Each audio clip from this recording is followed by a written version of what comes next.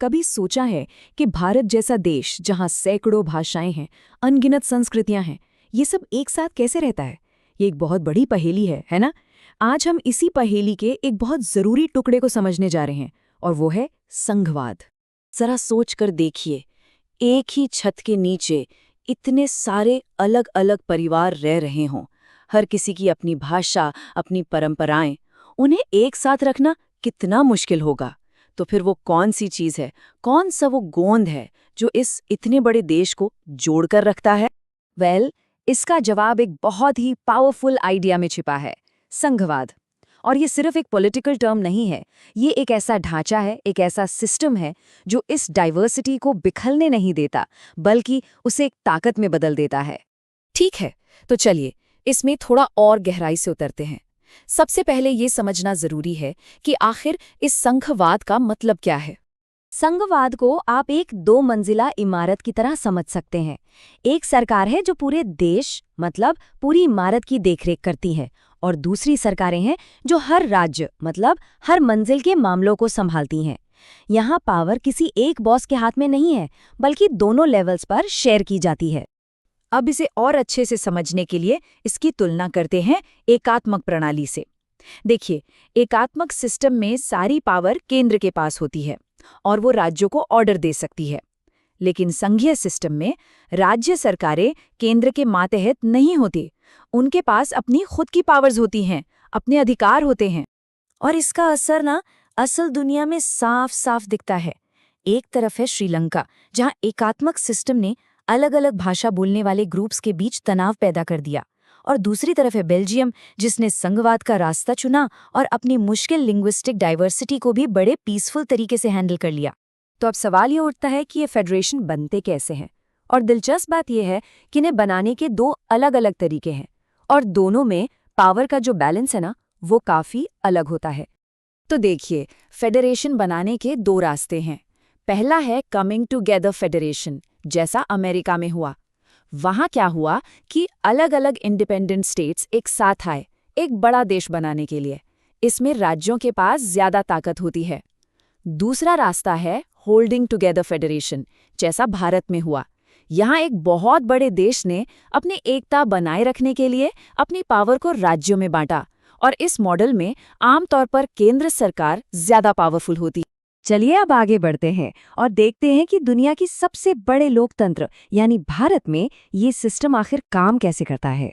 यहाँ एक बहुत ही दिलचस्प बात है।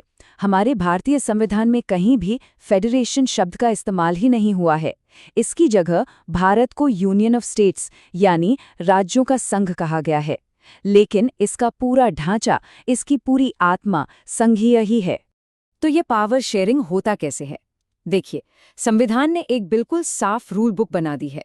3 सूचियां या 3 लिस्ट। पहली है यूनियन लिस्ट। इसमें नेशनल इंपॉर्टेंस के सब्जेक्ट्स हैं, जैसे डिफेंस, विदेशी मामले। इन पर सिर्फ केंद्र सरकार ही कानून बना सकती है। फिर आती है स्टेट लिस्ट, जिसमें पुलिस और एग्रीकल्चर जैसे लोकल सब्जेक्ट्स हैं। इन पर राज्यों का अधिकार है। और तीसरी है कॉन्करेंट लिस्ट। इसमें एजुकेशन और फॉरेस्ट जैसे विषय हैं, जिन पर केंद्र और राज्य दोनों कानून बना सकते हैं। हाँ, लेकिन अगर कभी कोई कॉन्फ्लिक्ट हो जाए तो केंद्र का कानून ही माना जाए।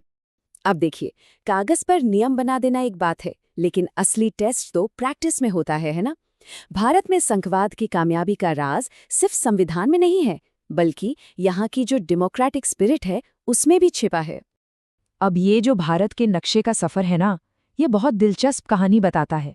1947 के बाद एक बहुत बड़ा चैलेंज था राज्यों की सीमाओं को फिर से तय करना, और ये किया गया भाषा के आधार पर, ताकि एक जैसी भाषा बोलने वाले लोग एक राज्य में आ सकें। और ये करना जरूरी क्यों था, ये इस डेटा से साफ हो जाता है।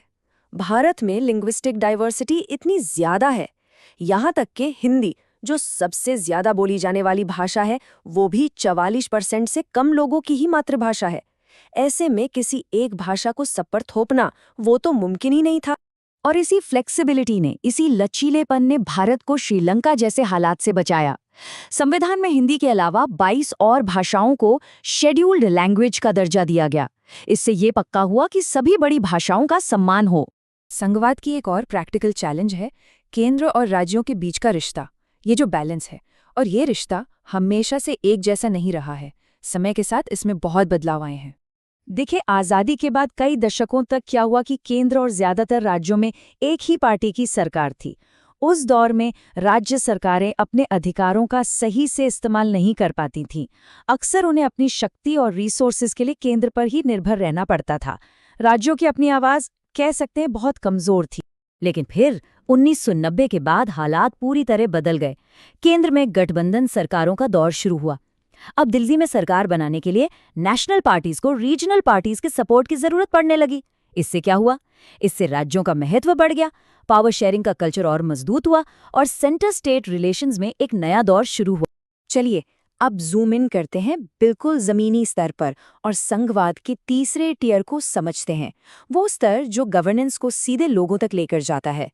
एक बात सोचिए, दिल्ली या किसी राज्य की राजधानी में बैठकर किसी दूर के गांव की समस्याओं को समझना और सुलझाना कितना मुश्किल है ना? बस यहीं पर डिसेंट्रलाइजेशन का आइडिया आता है। इसका मतलब बहुत सिंपल है, पावर को केंद्र और राज्य सरकारों से लेकर लोकल गवर्नमेंट को देना, मतलब गांव की पंचायत और शहर की नगरपालिका तक पहुंचाना। और इस डायरेक्शन में एक बहुत बड़ा कदम उठाया गया 1992 में। संविधान में बदलाव करके गवर्नेंस के इस तीसरे टियर को यानी लोकल गवर्नमेंट को कॉन्स्टिट्यूशनल स्टेटस दिया गया। इससे भारत में सरकार का एक प्रॉपर 3 टियर स्ट्रक्चर तैयार हुआ। और ये सिर्फ नाम का बदलाव नहीं था, इसने लोकल डेमोक्रेसी को बहुत ज़्यादा मजबूत किया। अब लोकल बॉडीज़ के रेगुलर इलेक्शंस कराना ज़रूरी हो गया। SC, ST और OBC कम्युनिटीज़ के लिए सीटें रिजर्व की गईं। और शायद सबसे बड़ा और क्रांतिकारी कदम था, कम से कम 1/3 सीटें महिलाओं के लिए रिजर्व कर दी गईं। तो हमने देखा कि संघवाद कोई फिक्स चीज़ नहीं है, बल्कि ये एक लगातार चलने वाला प्रोसेस है, एक बैलेंसिंग एक्ट है। और आखिर में सवाल यही बचता है कि जैसे जैसे भारत इवॉल्व होगा, केंद्र, राज्यों और लोकल गवर्नमेंट्स के बीच पावर का ये बैलेंस भविष्य में क्या शक्ल लेगा।